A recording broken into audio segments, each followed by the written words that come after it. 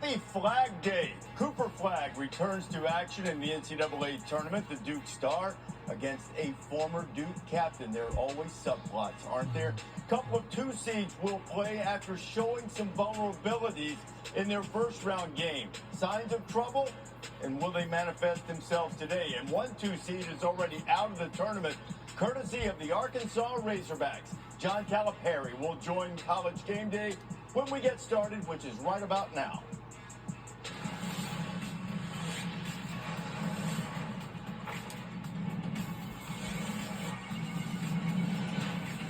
College Game Day is covered by State Farm. We've got after the Sweet 16. Hello, beautiful people. Good morning and welcome to the College Game Day. We're live in the studio. There is something like we need to know about. This is covered by State Farm. There were some sensational games, some great finishes, massive upset that we've alluded to. Let's get started with one of the one seeds. Houston taking on Gonzaga. And Kelvin Sampson's team had a lead, seemingly in command of this game. L.J. Schreier was brilliant. He had 30, but man, did Gonzaga showed some chops. Graham Ike just working his way down. Surprised they didn't double with the monster trap. Gets over that right shoulder. He's hard to guard. All of a sudden, the Zags back in it. It was a three-point game. Gonzaga needs the three to tie. And Fleet Battle gets a shot blocked by Javier Francis. And Houston hangs on to win it, 81-76.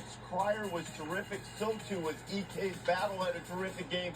Couldn't quite get it done at the end. So that run of 9 straight tournaments going to the Sweet 16 is over for Gonzaga. Meanwhile, the Cougars back in the Sweet 16 after the hard-fought battle.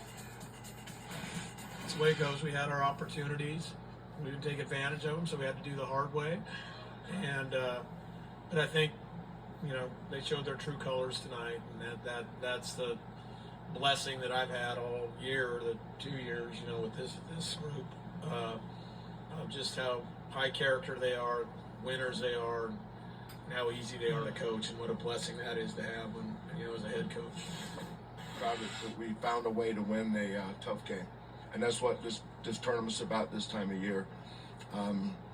Not sit around and analyze it or spend 10 minutes on how we lost the lead no, just win and advance. That's all that matters. They advance to the Sweet 16 in the Midwest. An East 3-6 matchup. BYU and Wisconsin. Tater tots for everybody. This is your favorite game. 24 threes made. Guys were making shots all over the place. Guys were getting to the line. Tunji was a beast. Richie Saunders, he had 25 and 7. Cougs up by 10. Well, the minute to play, John Tonje was just sensational. He's such a hard matchup. He's in the matchup nightmare because if you shoot a three, get to the rim and get to the free throw line. He had 37, Seth, and here they are in a 2-point game. What did you think of this possession?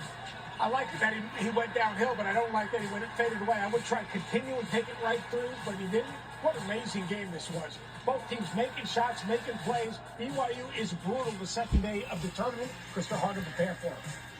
Fabulous game. The 6th seed advances to Big Ten, which has been terrific in this tournament. A valiant effort, a great comeback led by Tanji.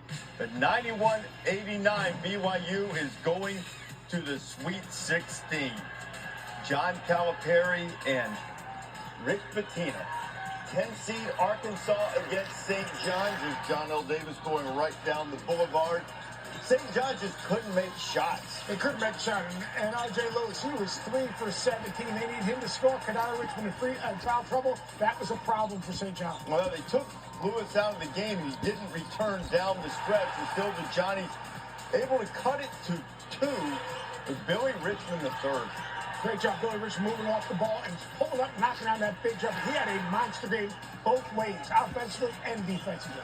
Tell me about DJ Wagner. What does he do well? Get downhill. He's a great layup maker. That's what I was looking for. He's a great layup maker. He's a great layup. Seth and I were watching the game together yesterday. And we get downhill and continually make layups. He would say, he is a great layup maker. And he was. There was no layup for the 2 seed. And St. John's is out. 75-66, the final. John Calipari is going to join us a little bit later on in the show. Jay, so many great games. Obviously, the 2 seed going down in St. John's. What's the biggest takeaway for you from yesterday's games?